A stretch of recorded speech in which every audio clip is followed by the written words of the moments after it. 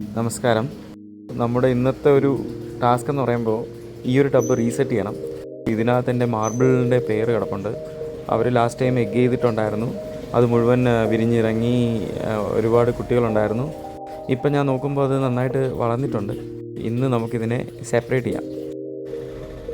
ഇതാണ് നമ്മുടെ male fish. എൻ്റെ കയ്യിൽ കിട്ടുമ്പോൾ ഇച്ചിരി ചെറുതായിരുന്നു, ഇപ്പം നല്ല സൈസായിട്ടുണ്ട്. ഇത് നമ്മുടെ ഫീമെയിലാണ്. നമ്മുടെ ഏഞ്ചൽ മെയിലിൻ്റെ ടെയിലിന് എന്തോ ചെറിയ പ്രശ്നമുണ്ട് കേട്ടോ. ഞാനത് ഇപ്പോഴാണ് ശ്രദ്ധിച്ചത്. സോ ഞാനതിനെ സെപ്പറേറ്റ് ചെയ്തു. അതിൽ കുറച്ച് ഉപ്പ് കലക്കി, പിന്നെ മെത്തിലിൻ ബ്ലൂ 2 ഡ്രോപ്സ് ഇട്ടു. ഇതിലുള്ള കൊച്ചുങ്ങളെടുത്ത് ആ കാണുന്ന ഗ്ലാസ് ടാങ്കിലോട്ട് മാറ്റാം. അപ്പോൾ ഇതിനകത്തുനിന്ന് ഇതിനെ പിടിക്കുക എന്ന് പറഞ്ഞാൽ വളരെ ടാസ്ക്കായിരുന്നു. ഇത്രയാണ് നമ്മുടെ കയ്യിലുണ്ടായിരുന്നത്.